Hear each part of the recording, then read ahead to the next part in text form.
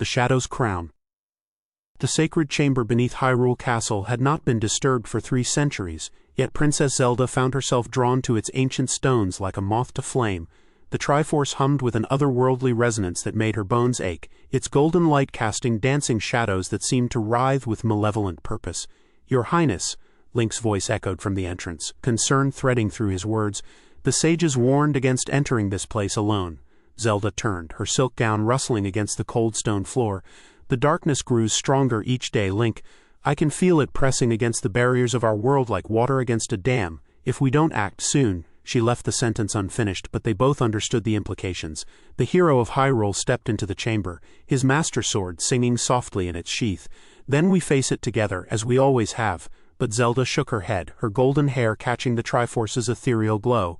"Not this time. The ancient texts speak of a ritual, one that requires the blood of the goddesses chosen. I must commune with the spirits of my ancestors, learn secrets that have been buried for good reason. Zelda, go." Her voice carried the weight of royal command, though her eyes pleaded for understanding. "Guard the entrance. Let no one pass, no matter what you hear." Link hesitated, his hand instinctively moving to his sword's hilt. The princess had always been strong-willed, but something in her voice tonight chilled him to the bone. Still, he bowed and retreated, his footsteps echoing in the vast corridor beyond. Alone with the Triforce, Zelda approached the ancient altar where generations of her bloodline had knelt in supplication. The tome she carried, bound in leather so old it cracked at her touch, contained knowledge that had been forbidden for centuries. The ritual of mirrors, they called it. A way to glimpse the true nature of one's soul by confronting its opposite. She opened the book, wincing as the pages whispered against each other like dying breath. The words were written in ancient Hylian, but she had studied them obsessively for weeks. Blood must be spilled, incantations must be spoken, and then the princess drew a ceremonial dagger from her robes, its blade gleaming with malevolent purpose. Without hesitation she drew it across her palm, watching crimson droplets fall onto the altar's carved surface. The stone drank her blood hungrily, and the Triforce's light began to pulse with a rhythm that matched her heartbeat. "By the power of the goddess Hylia," she began, her voice barely above a whisper, "I call upon the ancient compact. Let the mirror of souls be unveiled. Let truth emerge from shadow." The chamber grew cold. Not the gentle cool of evening, but the bitter chill of the grave. The Triforce's golden light began to shift, taking on sickly hues of green and purple. The shadows on the walls stretched and twisted, reaching toward her like grasping fingers. "Show me," Zelda whispered, her breath misting in the suddenly frigid air. "Show me what I must become to save my people." The darkness answered. It began as a whisper in the corners of her mind, a voice that sounded almost like her own but carried undertones of cruelty she had never possessed. Then the shadows coalesced, rising from the floor like smoke given form. They swirled and twisted, creating a shape that made Zelda's heart stutter with recognition. Standing before her was herself, or rather what she might have been.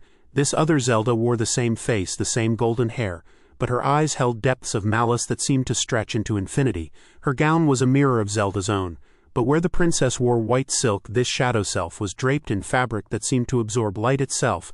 "Hello, dear sister," the shadow Zelda said, her voice like honey poured over broken glass. "I've been waiting so long to meet you." "You're not real," Zelda breathed, though she took an involuntary step backward. "You're just a reflection, a trick of the ritual," the shadow laughed, a sound like silver bells cracking. "Oh, but I am real, more real than you could imagine. I am every cruel thought you've ever suppressed, every moment of rage you've swallowed, every desire for power you've denied. I am the princess you could have been if you'd only had the courage to take what you deserved. I don't desire power for its own sake," Zelda said, though her voice wavered. "I want to protect my people." "Do you?" The shadow circled her, moving with predatory grace. "Or do you simply enjoy the feeling of their worship, the way they kneel before you, the way they hang on your every word? Tell me, dear sister, what happens to those who displease you?" Images flashed through Zelda's mind, servants dismissed for minor infractions, nobles who had questioned her judgment and found themselves stripped of titles, enemies who had simply disappeared. She pushed the memories away, but the shadow self laughed knowingly. "You see, we are not so different. The only distinction is that I embrace what I am while you hide behind a mask of virtue. I am nothing like you," Zelda snarled, surprising herself with the venom in her voice.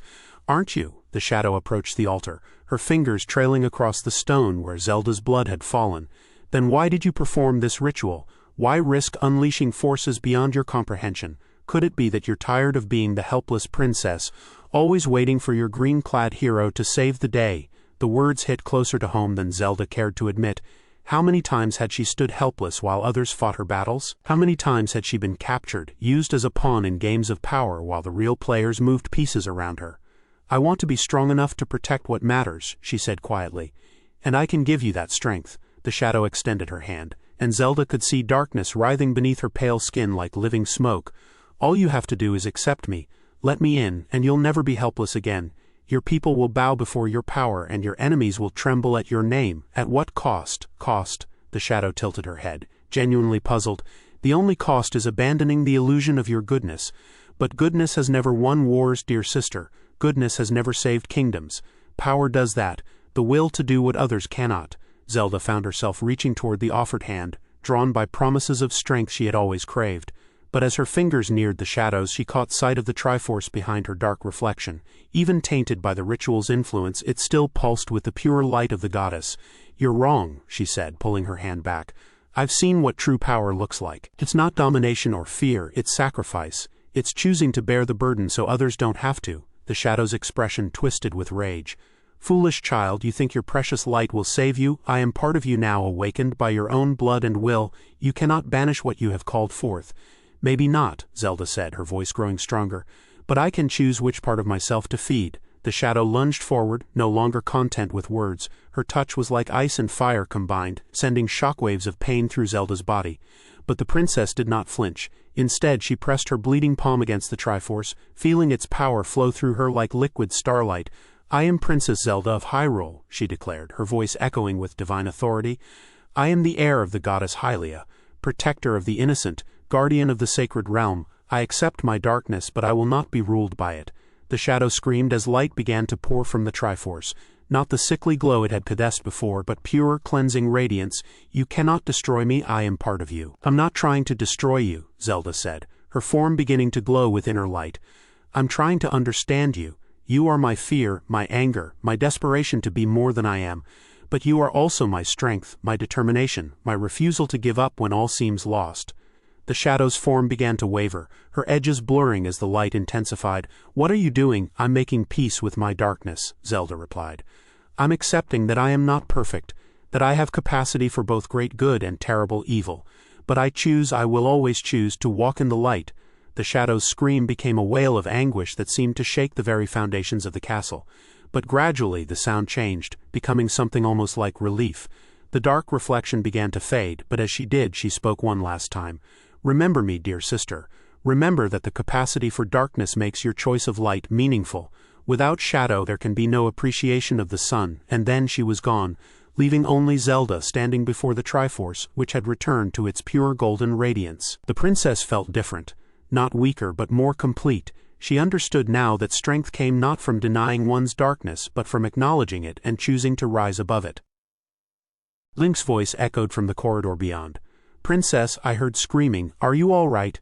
I'm fine, she called back, though her voice was hoarse from the ordeal. Better than fine.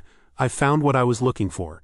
She had not gained the terrible power her shadow self had promised, but she had gained something more valuable, the wisdom to know herself completely. The darkness would always be there, whispering its temptations, but she would face it with eyes wide open. As she walked toward the chamber's exit, Zelda felt the weight of her crown differently than before. It was not just a symbol of authority, but a reminder of the choice she made every day to serve rather than rule, to protect rather than conquer. The battle for the Triforce would continue, and darker days lay ahead, but Princess Zelda would face them as she truly was, not a perfect paragon of light, but a flawed woman who chose to be good despite the darkness in her heart. And perhaps in the end, that was the most powerful magic of all. She paused at the threshold, looking back at the sacred chamber one last time. The Triforce pulsed gently, its light steady and warm. Tomorrow would bring new challenges, new temptations, new reasons to doubt herself.